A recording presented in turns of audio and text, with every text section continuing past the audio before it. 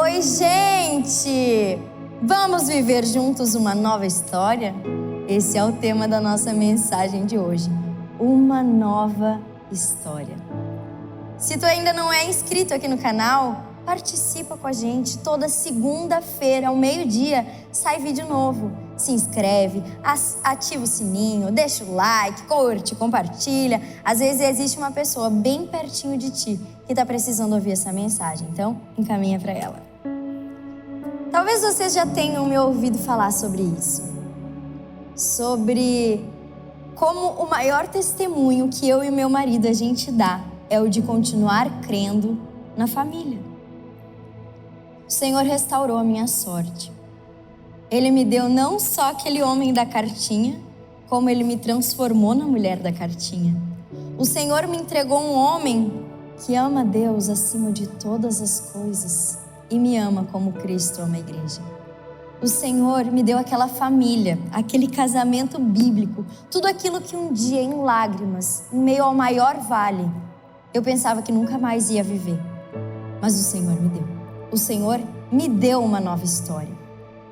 E muitas pessoas, ao ouvirem a minha história, ao julgarem muitas vezes a nossa história, olharem para os títulos que muitas vezes a sociedade mesmo nos impõe: divorciada, mãe solteira, sem marido, encalhada, solteirona, tiazona, nananã. Às vezes as pessoas vêm te colocando, atribuindo títulos. E esse era um dos títulos em que eu ouvia: como uma mulher temente ao Senhor quer casar de novo? Como uma mulher que crê no Deus que diz que odeia o divórcio é divorciada e pensa em se casar novamente? Só que eu preciso te lembrar que esse é o meu maior testemunho. Ainda que machucada, ainda que ferida, ainda que depois de traições, ainda que depois de muita luta e dor, eu continuei crendo que era possível ter uma família do Senhor. Eu continuei crendo nas promessas de que eu e a minha casa serviríamos ao Senhor. Eu criei em promessas que eram impossíveis de serem realizadas. Os meus olhos humanos, mas os olhos espirituais poderiam contemplar tudo aquilo que os céus me entregou. Os meus olhos espirituais, quando chorava e orava e pedia para Deus, era porque Ele já sabia que isso um dia viria a acontecer. Então o meu maior testemunho foi continuar crendo, mesmo depois de machucada. E eu aprendi com isso que a verdade é que os testemunhos são isso. Muitas vezes a gente acha que o testemunho é o ápice, é o agora, é o que eu estou vivendo. Mas muitas vezes, se não todas as vezes, o nosso testemunho é o que a gente decidiu fazer com a dor que a gente passou. O nosso testemunho é aquilo que a gente optou fazer. Muitas vezes nosso testemunho não é o nosso namoro em santidade. É todas as vezes que a gente disse não quando a tentação bateu na nossa porta. Muitas vezes a virgindade não é o nosso maior testemunho, mas é como nós suportamos sermos virgens numa época em que diz que com 12 anos a gente precisa ter relações sexuais. É como nós decidimos viver num mundo sem se contaminar com ele. Os testemunhos não é só a ponta do iceberg. O testemunho não é só hoje ter a minha família, 4 filhos dentro de casa, um marido cheio do Espírito Santo. Mas é tudo isso que eu passei e que eu vim contando nessa série de mensagens para vocês.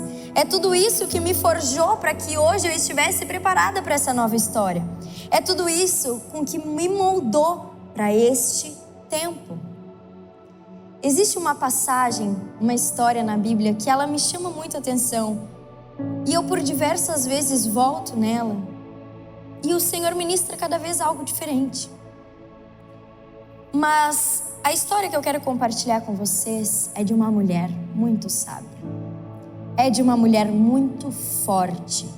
É de uma mulher muito ousada. é de uma mulher que decidiu não ser refém da sua história. É uma mulher que decidiu não se vitimizar. É uma mulher que decidiu guerrear. E essa mulher é Esther. Esther era uma órfã, criada pelo tio, vivendo sem era nem beira. Tudo que ela tinha naquele momento era beleza. Mas de que adiantava a beleza dela? Até que surgiu a oportunidade de mulheres se apresentarem ao rei, que a esposa dele tinha o abandonado. Esther, então, não precisou falar uma coisinha para que o rei achasse graça nela. Ela só precisou se preparar. Ela passou por uma preparação, comidas específicas, banho de beleza e todas as coisas, até que ela se tornou rainha. Esther se tornou rainha. O rei encontra beleza sobre ela, dá um banquete na cidade chamado Banquete de Esther. Ela estava vivendo o ápice, a rainha, topzona, com servas, com mulheres. Ela estava vivendo bem bom, até que saiu um decreto. O decreto era para matar todos os judeus daquele lugar. Só que deixa eu te falar uma coisa. Esther era judia. Ela estava vivendo um novo tempo, mas ela era judia. E o decreto iria matar todas as pessoas. Nesse momento, o tio dela, aquele que criou ela a vida inteira, entra em contato com ela. Diz assim: Esther, eu preciso que tu vá até a presença do rei e que tu entre em favor do teu povo. Só que quem entrava na presença do rei sem ser chamado era morto. Então eu já contei aqui a história de Davi, que teve que ir para uma guerra a ponto de ser morto. E agora eu vou contar para vocês a história de Esther, que se entrasse na presença do rei, ela poderia ser morta. E é isso que ela responde para o tio dela. Acaso tu não sabe que se eu entrar ali sem ser chamada, eu posso ser morta? Mas para que eu não haja por vontade própria, vamos nos vestir de panos, vamos jejuar e orar. Ali já começou o extraordinário. Ali ela já optou pela melhor opção que tinha disponível: jejuar e orar. E aí o tio respondeu ela assim: Esther, se tu não se colocar em nosso favor, socorro e livramento surgirão de outro lugar. Mas não pense tu que por estar dentro do palácio será poupada. Se tu se coloca na presença do rei em favor do teu povo, tu pode morrer. Mas se tu não se coloca na presença do rei, tu também pode morrer. Esther, então, com uma super sabedoria, ela faz um banquete para o rei. Ela convida o rei para um banquete.